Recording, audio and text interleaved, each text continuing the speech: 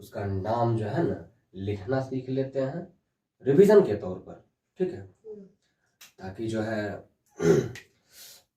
कुछ भी भूले ना, जो भी हम आगे पढ़ाएंगे वो याद रहे, ठीक है ना। तो देखो टेंस जो होता है 3 तरह का टेंस होता है, present tense, past tense, future tense. लेकिन फिर जाके आगे प्रेजेंट टेंस का भी 4 टाइप होता है ना। फिर क्या, जैसे कि हम 4 नाम बता देते हैं प्रेजेंट टेंस का। Simple present tense, present continuous tense, फिर present perfect tense and present perfect continuous tense. तो ये 4 टेंस है। फिर ये प्रेजेंट टेंस का, फिर है पास्ट टेंस का, फिर फ्यूचर टेंस का भी 4 टाइप है। इनके सब मिला के अगर देखा जाए तो टेंस का सब मिला के 12 टाइप होता है। कितना? 12। और ये नाम याद नहीं रहता बहुत सारे बच्चे को। तो इसी में जो है ना 4 ऐसे वर्ड हैं जिसको कि अगर हम ध्यान में रख लें तो हम 12 टेंस का नाम लिख सकते हैं। प्लस ये तो नाम ना लिखना बता रहे हैं, हम इसके बारे में समझेंगे भी। पहले हम एक बार नाम लिखना सीख लेते हैं, कोई दिक्कत? ठीक है। तो 4 वर्ड कौन सा है वो? तो 4 वर्ड वो है, सबसे पहला वर्ड है इंडेफिनिट। क्या है? इंडेफिनिट। दूसरा वर्ड है क्या है? कंटिन्यूअस। थर्ड यानी कि तीसरा वर्ड है परफेक्ट। चौथा वर्ड तो याद करने की जरूरत नहीं, इसलिए क्योंकि दूसरा और तीसरा मिल करके ही चौथा वर्ड हम बनाते हैं। वो क्या है? वो है परफेक्ट कंटिन्यूअस, है कि नहीं? क्या है? Perfect continuous. क्या?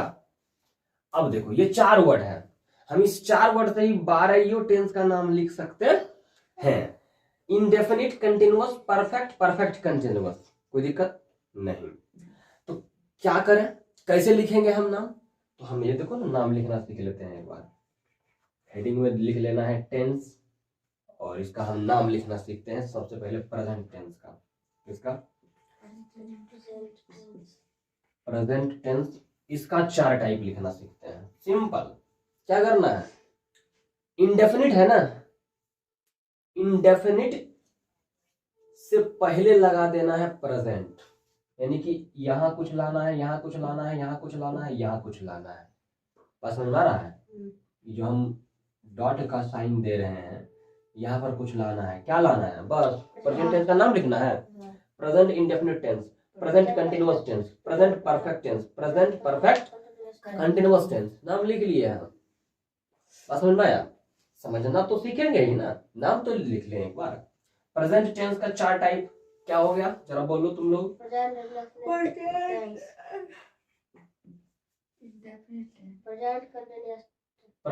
इंडेफिनिट टेंस क्या है? दूसरा बताओ। Present continuous tense. क्या? मतलब लास्ट में जो है ना सब में टेंस टेंस लगा देना है, ये वर्ड लास्ट में सब में, ठीक है? हाँ बस लगाओ, नाम लिखना सीखो।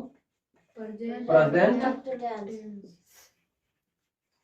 Perfect continuous tense. देखो नाम कितना आसानी से लिख पा रहे हैं हम।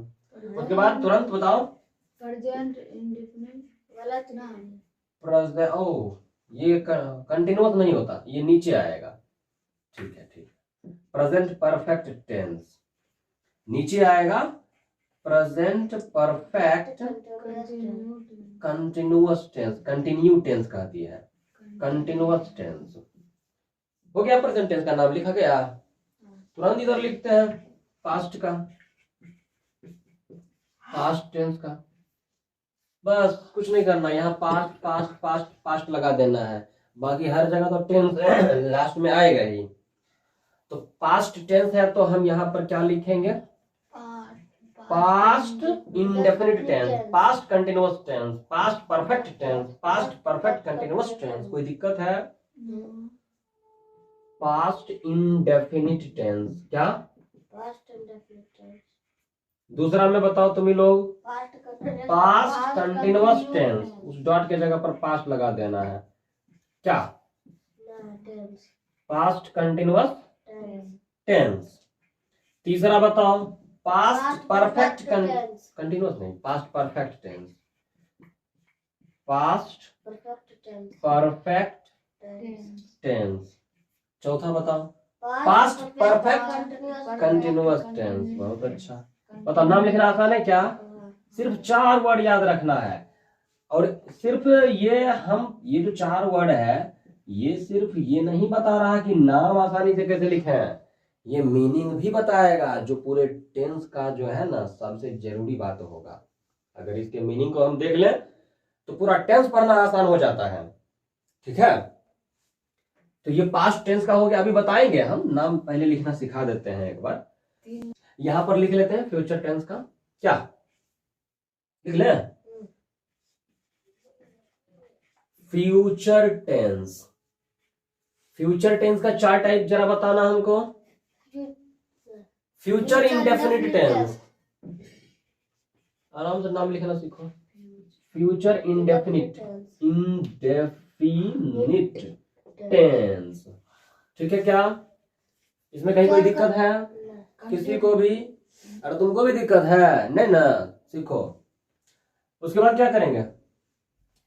फ्यूचर फ्यूचर कंटिन्यूअस, कंटिन्यूस नहीं, कंटिन्यूअस। Future continuous tense. तीसरा बताना, future perfect tense. Future perfect tense. 4 number बताना हमको, फ्यूचर परफेक्ट कंटिन्यूअस टेंस। बहुत अच्छा, फ्यूचर परफेक्ट कंटिन्यूअस टेंस। कोई दिक्कत? क्या इतना आसानी से हम नाम लिख सकते हैं क्या? एक और बात बता देते हैं तुमको सबसे पहले, क्योंकि देखो टेंस जो है बहुत बार पढ़ा जाता है, बच्चे को ये समझ नहीं आता उस समय कि किस टेंस में कौन सा वर्ब लगाए हैं। क्या बात सही है कि नहीं? तुम लोग भी जो है हो सकता है पहली बार कभी कहीं पढ़ा होगा, तो तुमको बताया गया होगा कि जो V1 मतलब वर्ब का 5 रूप होता है ना। वर्ब के कितने रूप होते हैं? 5 रूप होते हैं। वर्ब का 5 रूप कौन कौन सा है? V1, V2, V3, V4 और V5। ये 5 रूप होता है। एक एग्जांपल ले लेते हैं जल्दी से। गो, गो क्या है? एक वर्ब है। गो मीन्स जाना होता है। वर्ब का पहचानने का तरीका है ना कि किसी भी हिंदी वर्ड के लास्ट में ना आए तो वो क्या हो जाता है? वर्ब। तो गो क्या है? V1 है, पहला रूप है। इसको हम चेंज करते हैं V2 में, तो गो का क्या बन जाता है? वेंट है। तो वो कहती है क्या? क्या बोली तुम? ग्वेंट। ग्वेंट होता है। Went, went. हाँ नहीं, पहले उसको नीचे करो, हाथ हटाओ, वहां से है। तो वेंट होता है दूसरा रूप। तीसरा रूप क्या हो जाता है? गोन। हाँ, गोन। फिर चौथा रूप क्या हो जाता है? गोइंग। चौथा रूप तो ING होता है ना, अभी बात करेंगे हम। गोइंग। 5 में गोज हो जाता है। हाँ, 5 वर्ब के 5वें रूप में जो है S या फिर ES लगता है। ठीक है, तो हम तुमको वर्ब का कंफ्यूजन आगे ऐसा होगा इसके पहले ही हम दूर कर देते हैं। बात समझ में आया? तो जहां जहां इंडेफिनिट टेंस आएगा, खास करके प्रेजेंट इंडेफिनिट टेंस के अंदर, कहा पहले तुमको हम एक चीज फिक्स कर देते हैं, कंटिन्यूअस का बता देते हैं, परफेक्ट का बता देते हैं, परफेक्ट कंटिन्यूअस का बता देते हैं, इंडेफिनिट का भी बताएंगे लेकिन इसके बाद। कंटिन्यूअस, जहां जहां कंटिन्यूअस टेंस आए, चाहे वो प्रेजेंट कंटिन्यूअस की बात हो, चाहे पास्ट कंटिन्यूअस की बात हो, या फिर फ्यूचर कंटिन्यूअस की बात हो, तुम वर्ब जो है, वर्ब हर जगह क्या लगाना? बिफोर लगेगा। क्या लगेगा? V4 हर जगह भाई वर्ब का 5 रूप होता है ना, V1, V2, V3, V4, V5 होता है कि नहीं होता है? V4 लगा तो V4 फिक्स हो गया किसके लिए? कंटिन्यूअस के लिए। किसके लिए? कंटिन्यूअस के लिए इसका मतलब प्रेजेंट कंटिन्यूअस टेंस के अंदर जब आएंगे तो इसमें भी V4 लगेगा। पास्ट कंटिन्यूअस टेंस के अंदर जब जाएंगे तो इसमें भी V4 लगेगा। बोलो। फ्यूचर कंटिन्यूअस टेंस में जाएंगे तो यहाँ भी V4 ही लगेगा। आंख बंद करके चाहे टेंस कोई भी हो वर्ब वही लगेगा। हाँ, हेल्पिंग वर्ब बदल सकता है, हम बात करेंगे, सारा चीज बात करेंगे, लेकिन जो जो कंफ्यूजन होता है टेंस को पढ़ते समय हम चाहते हैं पहले ही दूर कर ले, फिर उसके बाद हम बात करेंगे कि कैसे पहचानेंगे सिंपल प्रेजेंट टेंस को। मैं खाता हूं, मैं जाता हूं, ताता आता है ना लास्ट में, इसको भी सीखेंगे और साथ ही साथ इसके मीनिंग को भी देखते हुए चलेंगे। ठीक है ना? तो ठीक है, एक बार कंफ्यूजन तो दूर हो गया कि किस टेंस में कौन सा वर्ब लगाना है। कोई दिक्कत? याद करने में आसानी होगा ऐसे करके। जहां जहां परफेक्ट आए आंख बंद करके V3 लगाना है, वर्ब का तीसरा रूप। जहां जहां परफेक्ट आ जाए, यानी कि अगर प्रेजेंट परफेक्ट आ जाए तो इसमें भी V3 ही लगेगा। यानी कि पास्ट परफेक्ट टेंस आ जाए तो इसमें भी V3 लगेगा। यहां पर फ्यूचर परफेक्ट टेंस आ जाए तो यहां भी V3 लगेगा ही लगेगा। कोई दिक्कत है? अच्छा, अब आ गया परफेक्ट कंटिन्यूअस। क्या आ गया? जरा सोचो, ये परफेक्ट कंटिन्यूअस किससे मिलकर बना है? इस कंटिन्यूअस और इस परफेक्ट वर्ड से। V3 V4 तो इसके अंदर यानी कि परफेक्ट कंटिन्यूअस के अंदर V3 भी आएगा और V4 भी आएगा। मतलब ये कि इसमें V3 भी आएगा, V4 भी आएगा, लेकिन खास होगा V4, खास होगा। अगर कोई इतना ही सुन करके यहाँ से इस क्लास को बिना देखे जाता है तो उनका कंफ्यूजन और बढ़ेगा। पूछो क्यों? क्योंकि V3 का बात जो है ऐसे थोड़ी है कि जैसे मान लो कि बोला जा रहा है कि मतलब मैं 2 दिनों से पढ़ता रहा हूं, तो इसमें क्योंकि ये प्रेजेंट परफेक्ट कंटिन्यूअस टेंस का है, क्योंकि इसमें ता रहा हूं आया है, इसी वजह से हमने क्योंकि कहा है क्योंकि परफेक्ट कंटिन्यूअस रहेगा तो उसमें V3 V4 भी लगा देना। इसमें है वर्ब जाना, पढ़ता रहा हूं ना, तो पढ़ना है ना, तो वो क्या समझेगा? अच्छा, रीड भी लगेगा, रीडिंग भी लगेगा। तो ये ऐसा होगा? ऐसा नहीं होगा। ये V3 का मेरा कहने का मतलब क्या है वो समझ में आएगा जब हम पूरा इस चीज को सीखेंगे तब। लेकिन हाँ, ये बात तो फिक्स है, चाहे वो प्रेजेंट परफेक्ट कंटिन्यूअस रहे V3 भी लगेगा और V4 भी लगेगा। पास्ट कंटिन्यूअस टेंस ही, पास्ट परफेक्ट कंटिन्यूअस टेंस ही क्यों ना आए, इसमें भी V3 भी लगेगा और V4 भी लगेगा। फ्यूचर परफेक्ट कंटिन्यूअस क्यों ना आ जाए, इसमें भी V3 और V4 दोनों लगेगा। इतना तो क्लियर हो गया भाई हर टेंस के अंदर। अब बचा है future indefinite tense, past indefinite tense, फिर आया है प्रेजेंट इंडेफिनिट टेंस, है कि नहीं है? तो जरा इस बात को समझो, हमने ये क्यों नहीं लिखा? इसलिए क्योंकि थोड़ा सा ये चेंज होता है, थोड़ा सा बोल रहे हैं, पूरा नहीं। तो प्रेजेंट इंडेफिनिट टेंस के अंदर जरा सोचो कौन सा वर्ब बचा हुआ है? V3 हो गया, V4 हो गया, हाँ V1 V3 हुआ है, हाँ हुआ है, V4 भी हो गया है, V2 हुआ है कहीं? आंख बंद करके पास्ट इंडेफिनिट टेंस के अंदर V2 लगा दो तुम, कोई रोक नहीं सकता। V2 का भी टेंशन खत्म।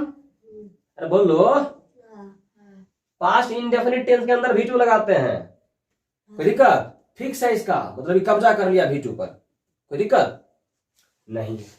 अब आया है V1 और V5, तो और बचा है present indefinite tense, future indefinite tense. बात समझ आ रहा है? फ्यूचर इंडेफिनिट टेंस हमेशा V1 मांगता है। क्या मांगता है? V1। इसका मतलब फ्यूचर इंडेफिनिट टेंस का बात फिक्स, वर्ब को लेकर के क्या लगाना है हमको। चलो बहुत अच्छा। अब बचा है प्रेजेंट इंडेफिनिट टेंस, इसके अंदर जो है V1 भी लगता है और V5 भी लगता है, थोड़ा सा अलग है। तुम कहेगा कि V1 तो इसमें लग चुका है, लेकिन V1 यहां भी लगेगा। अब V5 तो फिक्स है कि प्रेजेंट इंडेफिनिट टेंस में ही लगेगा और किसी भी टेंस में नहीं लग सकता V5 खास करके। कोई दिक्कत? तो हमको इतना बाकी सब तो आसानी से ना याद हो गया। अब पास्ट का तो टेंशन ही नहीं लेना, पास्ट इंडेफिनिट टेंस में V2 लगेगा, ये फिक्स है। कोई दिक्कत? हाँ, थोड़ा सा सोचना इसमें है कि प्रेजेंट इंडेफिनिट टेंस में V1 V5 दोनों लगता है, और दोनों ये नहीं कि एक ही सेंटेंस में दोनों लग जाएगा। वहां सब्जेक्ट देखा जाता है, सब्जेक्ट क्या है हमारा। और फ्यूचर इंडेफिनिट टेंस में V1 लगता है, फिक्स है। तो ये कौन सा वर्ब कहां लगेगा, थोड़ा बहुत बात याद रखनी है। याद रखने वाला है कहां, बस समझना लो खाली कैसे कैसे क्या होगा ना। तो फिर बाकी तो अपने आप हो गया। ऐसे करके नाम लिखना सीख लेंगे।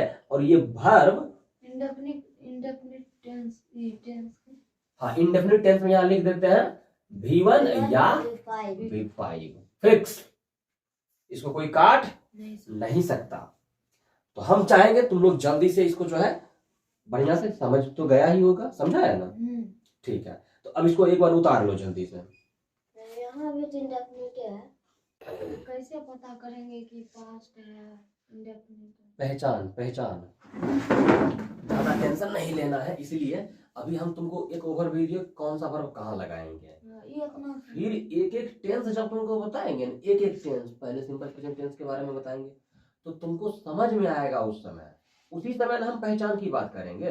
ये सवाल तुम्हारा बिल्कुल सही है कि ठीक है आप बता दिए 12 गो टेंस, पहचानेंगे कैसे? तो वो पहचान हम तुमको बताएंगे डिटेल में जब एक एक टेंस को हम पढ़ाएंगे तब। और इसको इस तरीके से मतलब थोड़ा सा बुक वाला भाषा भी होगा थोड़ा सा, और हम उससे उतना ही भाषा लेंगे जितना कि हमको काम आएगा। बाकी हम अपने मूड से चलेंगे यहाँ। और एक भी बात ऐसा नहीं होगा जो तुमको याद करना पड़े, जो कि तुमको याद करना पड़े। बस इसी मूड से अभी जो है आगे बढ़ना है। समझ में तो आ ही गया होगा ये सब। अब हम पहचानना सीख लेते हैं। क्या पहचानना सीख लेते हैं कि आखिर, हाँ ठीक है आप बता दिए प्रेजेंट टेंस का जो है 4 टाइप होता है। क्या देख के बताओ यहाँ से। Present indefinite tense, present perfect present continuous tense, फिर प्रेजेंट परफेक्ट टेंस, उसके बाद present continuous tense, present perfect tense, present perfect continuous tense, फिर फ्यूचर का future indefinite tense, future continuous tense, future perfect tense, future perfect continuous tense, फिर past में past indefinite tense, past continuous tense, past perfect tense, past perfect continuous tense. क्या इस 4 word को हम लिख करके यहीं रहने देते हैं। तो अब हम क्या करते हैं, हम सिंपल प्रेजेंट टेंस को एक बार देख लेते हैं शॉर्ट में जल्दी से, लेकिन कुछ भी छोड़ेंगे नहीं। Simple present tense. देखो खास करके जब हम लोग टेंस पढ़ रहे होते हैं तो वो टेंस जो है ना वर्ब का ही खेल होता है। मतलब अगर हम वर्ब को समझ लें बढ़िया से तो हम टेंस को बढ़िया से समझ लेंगे। वर्ब का यूज करना आ गया तो हम टेंस को समझ लेंगे। कोई दिक्कत? तो यहां हम सबसे पहला टेंस का टाइप प्रेजेंट टेंस के अंदर जो सबसे पहला टाइप आता है सिंपल प्रेजेंट टेंस, इसको हम देखते हैं। तो इसको पहली बात तो पहचानेंगे कैसे, उसके बाद बाकी बात बाद में होगी। क्या पहचान में नहीं करेंगे तो फिर बात होगा। जिसको हम नहीं पहचानेंगे उससे कभी बातचीत भी किया जा सकता है क्या? नहीं कर सकते ना। तो पहचान बनाना पड़ता है।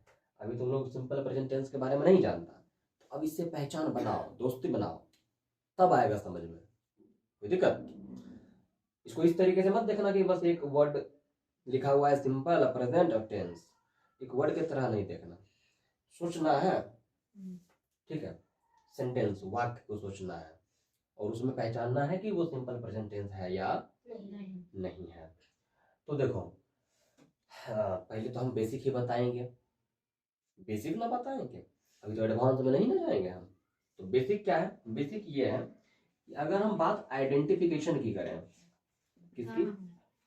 आइडेंटिफिकेशन मीन्स पहचान, आइडेंटिफिकेशन मीन्स पहचान। तो सिंपल प्रेजेंट टेंस की पहचान करने के लिए क्या कहते हैं हम लोग कि जो वाक्य होता है, वाक्य सिंपल जो वाक्य होता है, साधारण वाक्य, जैसे मैं जा रहा हूं या मैं जाता हूं, ये सिंपल सेंटेंस की बात है। हाँ, तो जब लास्ट में ता हूं, ती हूं, ते हैं,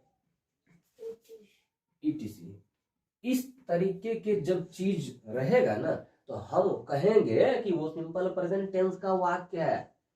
हम वाक्य में जाके खोजते हैं कि ये जो ताहू ती हूं, ते हैं, ती भी तो होगा, ती तो दिया हुआ है, ठीक है, तो वो सिंपल प्रेजेंट टेंस का वाक्य होता है। यानी कि वो वाक्य में खोजते हैं हम जाकर के कि वो सिंपल प्रेजेंट टेंस का है या नहीं। क्यों खोजते हैं? इसलिए खोजते हैं जब हमको पता चल जाता है ना कि ये जो वाक्य है ये सिंपल प्रेजेंट टेंस का है, उसके बाद जैसे ही पहचान लेते हैं, पहचान होती है, उसके बाद सिंपल प्रेजेंट टेंस तुरंत सब कुछ दे देता है कि कैसे इसको ट्रांसलेट करें इंग्लिश में, वो सारा का सारा तरीका कौन दे देता है? सिंपल प्रेजेंट टेंस दे देता है। तो इसी वजह से पहले सबसे ज्यादा जरूरी है पहचानना। तो हम दो चार वाक्य देख लेते हैं। तो एग्जाम्पल के लिए हम लेते हैं, मोहन दौड़ता है, मोहन दौड़ता है। इस वाक्य को जरा ध्यान से देखो तो लास्ट में तुमको जो है ना ता है दिखेगा। अब कहेगा ता कहाँ है? ता है, वो तुम दे दो ना, etc क्यों लिखे हैं हम, दे दो, यहाँ क्या दिक्कत है? ता है, ते है, etc, अभी नहीं, पहले समझो। तो मोहन दौड़ता है, तो ता है लास्ट में आया है कि नहीं? इसी वजह से हम कहेंगे कि ये जो मोहन दौड़ता है ना, इस वाक्य का हम इंग्लिश में जो ट्रांसलेशन करने वाले हैं वो हमको तरीका देगा सिंपल प्रेजेंट टेंस। पहले हम पहचानना सीख लेते हैं अभी, उसके बाद इसको ट्रांसलेट करके बताएंगे कि किस तरीके से हमको सिंपल प्रेजेंट टेंस हेल्प करता है पहचानने के बाद। नहीं पहचानेंगे सिंपल प्रेजेंट टेंस कुछ नहीं बताएगा तुमको कि तुमको ट्रांसलेट कैसे करना है। लेकिन अगर तुम पहचानना सीख लिया तो सिंपल प्रेजेंट टेंस तुमसे बात करेगा और बताएगा आप सबसे पहले इस सब्जेक्ट को लिखिए, फिर ये वर्ब लगाइए, फिर ये फुल स्टॉप दीजिए, ये सब बताएगा सिंपल प्रेजेंट टेंस। कौन? और हम देख लेते हैं कि वह घर जाती है, वह घर, हम इस वाक्य में भी हम क्या देख रहे हैं? ती है, बोलो, देख रहे हैं कि नहीं देख रहे हैं? ती है। तो इसी वजह से हम क्या कहेंगे कि ये जो वाक्य है ना पूरा, ये कौन सा टेंस का है? सिंपल प्रेजेंट टेंस का है। किस टेंस का है? सिंपल प्रेजेंट टेंस का है। एक और एग्जांपल लिखे और लिखते हैं, 3-4 लेते हैं एग्जांपल। क्या वह घर जाता है? ये तो सवाल पूछ रहा है, तो प्रश्नवाचक चिन्ह, इंग्लिश में क्वेश्चन टैग तो लगाएंगे ही, इस तरीके से होता है। तो क्या वह घर जाता है, तुम जरा देखो क्या यहाँ भी ता है कि नहीं है? तो इसका मतलब ये भी जो वाक्य है तीसरा नंबर, ये भी कौन सा वाक्य है? सिंपल प्रेजेंट टेंस का वाक्य है। किस टेंस का है? सिंपल प्रेजेंट टेंस की वाक्य है। मैं बाजार क्यों जाता हूं? अब देखो इस वाक्य में भी सवाल पूछा जा रहा है तो प्रश्नवाचक चिन्ह हमने लगा दिया। और ये जो वाक्य है ये चिल्ला चिल्ला के बता रहा है कि अरे भैया लास्ट में देखिए ना क्या है, तो हमको पता चलेगा कि यहाँ तो ता हूं है, जो कि यहाँ है ता हूं। तो क्योंकि हमने इसके लास्ट में ता हूं देखा तो हम क्या बोलेंगे? ये जो वाक्य है सिंपल प्रेजेंट टेंस, वो सिंपल प्रेजेंट टेंस का है। किसका है? सिंपल सिंपल प्रेजेंट टेंस का है। और जैसे ही हम ये पहचान लेंगे तो अभी आगे हम देखने वाले हैं कि सिंपल प्रेजेंट टेंस क्या क्या बोलता है। ये बोलता है, चिल्ला चिल्ला के बोलता है, सुनेगा तब ना कोई। पहचानने ही नहीं आता है सिंपल प्रेजेंट टेंस को, बात करने में ही तुमसे नहीं बनता है। पहचानेगा पहले तब ना तुम रे। ठीक है, तो पहचानना सीख लिया क्या? बोलो। तो ये हो गया आइडेंटिफिकेशन। क्या हो गया? अब जो है सिंपल प्रेजेंट टेंस बोलता क्या क्या है। तो एक वाक्य के अंदर जो है सब्जेक्ट आता है, तुमको पता होगा ना इंग्लिश सेंटेंस का स्ट्रक्चर क्या होता है। पूरे इंग्लिश भाषा की हम बात कर रहे हैं। उसमें आता है पहले सब्जेक्ट, तब क्या आता है वर्ब, तब क्या आता है ऑब्जेक्ट। हिंदी सेंटेंस का स्ट्रक्चर बता सकता है क्या? सब्जेक्ट वर्ब उसको हम जो है ना किधर लिख दें, यहीं लिख देते हैं। लेकिन ध्यान हमको यहाँ देना है, मेरा मेन फोकस इस पर होगा। अभी हम कोई ट्रांसलेशन इंग्लिश से हिंदी नहीं ना सिखा रहे हैं, लेकिन फिर भी सब्जेक्ट हिंदी में क्या होता है, सब्जेक्ट इसमें भी पहले सब्जेक्ट का ट्रांसलेशन करते हैं, लेकिन फिर आता है पहले ऑब्जेक्ट, तब आता है वर्ब। इसीलिए नहीं दिक्कत होता है ट्रांसलेशन करने में, खोजना पड़ता है हिंदी में भी सब्जेक्ट कहाँ है, ऑब्जेक्ट कहाँ है, वर्ब कहाँ है। तो जब हिंदी से जब इंग्लिश करेंगे हम, जैसे कि अभी यहाँ हिंदी में वाक्य है, इससे जब हम इंग्लिश करेंगे ना इसका, तो इसमें जो भी सब्जेक्ट होगा उसको पहले इंग्लिश लिखेंगे उसका, जैसे ही इसमें जो ऑब्जेक्ट होगा उसको लिखेंगे बाद में। ऑब्जेक्ट इंग्लिश के अंदर लास्ट में ना आता है, और ऑब्जेक्ट लिखेंगे लास्ट में, वर्ब लिखेंगे बीच में इंग्लिश में। ये कैसे पता करेंगे काम सब्जेक्ट काम ऑब्जेक्ट कहाँ पर सब्जेक्ट है, कहाँ पर वर्ब है, कहाँ पर ऑब्जेक्ट है। तो देखो पहले तो हम सब्जेक्ट के बारे में तुमको बताए हुए हैं क्या, कि सब्जेक्ट दो चीजों से पहचानी जाती है। कितनी चीजों से? दो चीजों से। सबसे पहला बात है कि सेंटेंस में, सेंटेंस को पहले तो ध्यान से पढ़ो और देखो कि कोई काम हो रहा है क्या। अगर काम हो रहा है तो करने वाला कौन है, काम करने वाला कौन है। तो हम यहाँ पर पहला सेंटेंस में देखते हैं कि मोहन दौड़ता है, दौड़ने का काम हो रहा है, दौड़ वाला काम करने वाला है कौन? मोहन। तो ये मोहन सब्जेक्ट हो गया। ये क्या हो गया? सब्जेक्ट। सिर्फ ये तो अभी एक ही ना बात बताए कि काम करने वाला कौन है। अगर काम हो रहा है तो हर सेंटेंस में तुमको काम नहीं होता हुआ दिखेगा, एक सेंटेंस ही ले लेते हैं। लेकिन अगर सेंटेंस लेंगे तो फिर ये सिंपल प्रेजेंट टेंस का होगा ही नहीं। लेकिन चलो एक एग्जांपल ले लेते हैं इससे हट करके। वो सेंटेंस क्या ले लें? हाँ, मैं एक विद्यार्थी हूँ। क्या हूँ? इस सेंटेंस के अंदर किसी भी तरीके के काम नहीं हो रहे हैं, लेकिन सब्जेक्ट तो इसमें भी है। भाई इसमें काम करने वाला कोई नहीं है, लेकिन इसमें किसी के बारे में बताया जा रहा है कि नहीं? किसी के बारे में बताया जा रहा है। किसके बारे में बताया जा रहा है भाई? देखो विद्यार्थी है कौन, किसके बारे में बताया जा रहा है? मैं के बारे में बताया जा रहा है कि वो क्या है, एक विद्यार्थी है। तो ये दो तरीका होता है किसी भी सब्जेक्ट को पहचानने का, किसी भी वाक्य के अंदर। अगर काम हो रहा है तो काम को करने वाला कौन है, और अगर काम नहीं हो रहा तो उस सेंटेंस के अंदर जो है, उस वाक्य के अंदर जो है किसी के बारे में बताया जा रहा होगा। मोहन की पत्नी बाजार जा रही थी,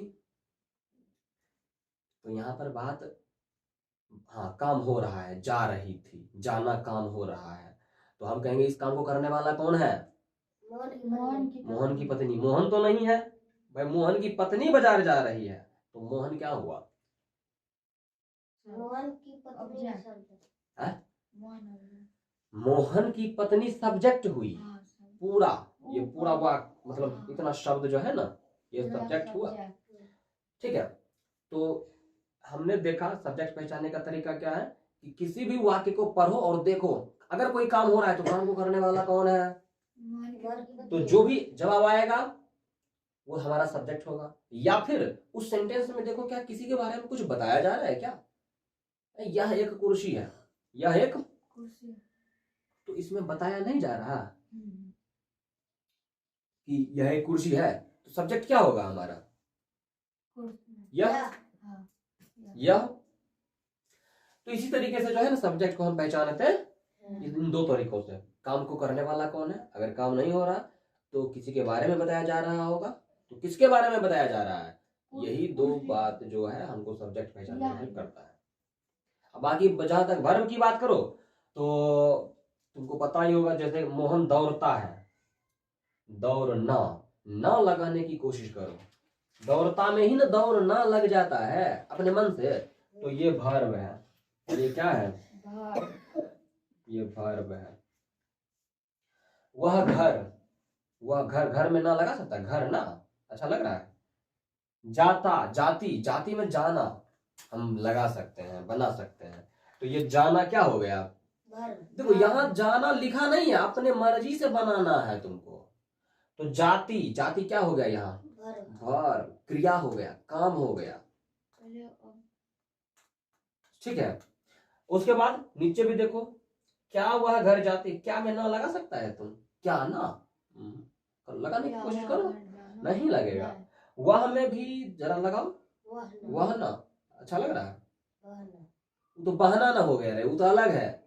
ये वह में ना लगेगा, नहीं लगेगा। घर, इसमें भी नहीं। जाता में जाना लग सकता है, तो ये जाता क्या हो गया? वर्ब। यहाँ भी जाता हो गया वर्ब। वर्ब ऐसे पहचानते हैं, शब्द को पकड़ो और उसमें ना लगाने की कोशिश करो। मैं पढ़ता हूँ, पढ़ना, पढ़ना, ना आया ना, तो पढ़ता यहाँ पर वर्ब है, दिक्कत नहीं। तो अच्छा ठीक है सर, हमने पहचानना सीख लिया, तो क्या आप सिंपल प्रेजेंट टेंस कुछ बोलेगा क्या? एकदम बोलेगा, चिल्ला चिल्ला के बोलेगा। क्या क्या बोलेगा? तो वो कहता है, क्या कहता है? अभी हम इसको देखेंगे, हिंदी को मत देखना अभी, ट्रांसलेशन के समय जो है ना हम तुमको इसका काम बताएंगे, सिर्फ इसको देखना है। इंग्लिश में हमको सबसे पहले सब्जेक्ट लिखना है, फिर वर्ब, फिर ऑब्जेक्ट। अब कौन सा वर्ब लिखेंगे ये टेंस बताएगा। कौन बताएगा? टेंस बताएगा। तो हम क्या करते हैं, सिंपल प्रेजेंट टेंस के अंदर जो है, हम अगर स्ट्रक्चर की बात करें, किसकी? भाई वाक्य कैसे बनाएंगे, वाक्य संरचना, तो इसके अंदर एक सिंपल सेंटेंस की बात करें, जैसे मैं घर जाता हूं, मैं पढ़ता हूं, तो उसमें क्या होता है? सबसे पहले लगता है सब्जेक्ट। क्या लगता है? सब्जेक्ट। सब्जेक्ट के बाद लगता है वर्ब। कौन लगता है? जरा सोचो कि सिंपल प्रेजेंट टेंस के अंदर कौन सा वर्ब लगता है? तो इससे पहले हमको लिख देना चाहिए था यहाँ पर, क्या नहीं लिख देना, इसको मिटा दें, इसको मिटा देते हैं। सुनो सुनो सुनो सुनो, सिंपल प्रेजेंट टेंस के अंदर ये चिल्ला चिल्ला के कहता है कि आप जो है ना मेन वर्ब के रूप में, किस रूप में? मेन वर्ब के रूप में आप V1 या V5 लगा सकते हैं। क्या लगा सकते हैं? लगा सकते हैं। हेल्पिंग वर्ब भी लगता है, लेकिन ये भी बताएंगे कहाँ नहीं लगता है, इसी टेंस के अंदर, सिंपल प्रेजेंट टेंस के अंदर ही, लेकिन जो लगता है तुमको बता देते हैं। इस सिंपल प्रेजेंट टेंस के अंदर हेल्पिंग वर्ब लगता है डू या डज। कोई दिक्कत? कहाँ डू डज लगता है, कहाँ V1 या V5 लगेगा, वो तो हम देखेंगे ना, पहले देख तो ले कैसे बनाएंगे हम।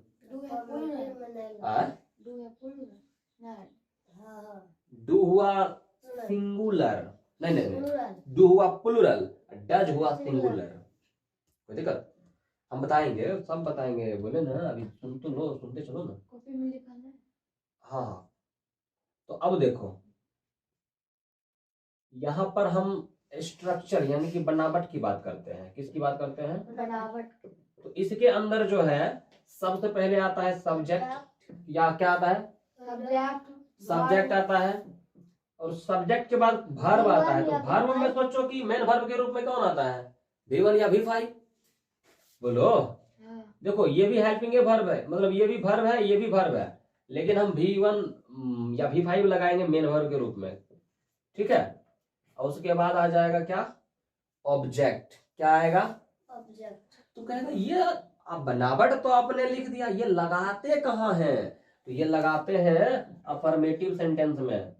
कहाँ लगाते हैं? बोलो। अब देखा अफर्मेटिव सेंटेंस किसको कहते हैं? तो अफर्मेटिव सेंटेंस का मतलब होता है एक सिंपल सेंटेंस, एक सिंपल साधारण वाक्य क्या बना सकता है? जिसके अंदर नहीं वाला बात नहीं होना चाहिए, क्या वाला? जिसके अंदर सवाल भी ना पूछा जाना चाहिए, क्या क्यों कैसे ये सब नहीं आएगा। जैसे अमन घर जाता है, अमन घर जाता है, इसमें हम नहीं भी नहीं बोले हैं। ऐसा बोले हैं कि अमन घर नहीं जाता है, ये वाक्य बदल जाएगा। अमन घर जाता है, ये अफर्मेटिव सेंटेंस है। क्या वह घर जाता है, ये अफर्मेटिव सेंटेंस नहीं है, नहीं, क्योंकि इसमें सवाल पूछा जा रहा है। ये साधारण वाक्य नहीं हुआ। मैं बाजार क्यों जाता हूं, सवाल इसमें भी पूछा जा रहा है, क्यों, तो इसीलिए ये भी अफर्मेटिव सेंटेंस नहीं हो सकता। बात समझ में आ रहा है। तो इसका मतलब हाँ, मोहन दौड़ता है, अफर्मेटिव सेंटेंस है। मैं घर जाता हूं, अफर्मेटिव सेंटेंस है। मैं पढ़ता हूं, अफर्मेटिव सेंटेंस है।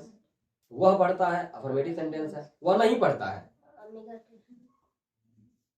ये अफर्मेटिव सेंटेंस नहीं है, ये अफर्मेटिव सेंटेंस नहीं है। तो अफर्मेटिव सेंटेंस में आ जाएगा मोहन दौड़ता है, वह घर जाती है, ये दोनों सेंटेंस अफर्मेटिव सेंटेंस के अंदर आएगा। और जितना अफर्मेटिव सेंटेंस होता है सिंपल प्रेजेंट टेंस के अंदर, उसमें जो है हेल्पिंग वर्ब नहीं लगता, हेल्पिंग वर्ब नहीं लगता। किसमें, सिंपल प्रेजेंट टेंस के अफर्मेटिव सेंटेंस के अंदर। जैसे कि मोहन दौड़ता है या फिर वह घर जाती है, इसका जब हम बनाएंगे ना ट्रांसलेशन इंग्लिश में, तो इसके अंदर हेल्पिंग वर्ब नहीं लगेगा, जो हम डू डज देख रहे हैं नहीं लगेगा।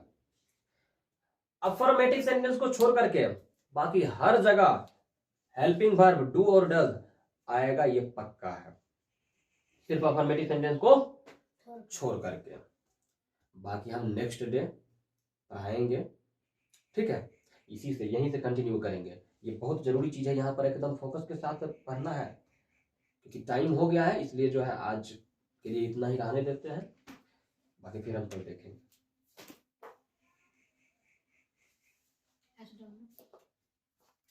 इसी को पचाना है और क्या। अब देखो ये भूल गई है तो इसको बताना जरूरी है ना।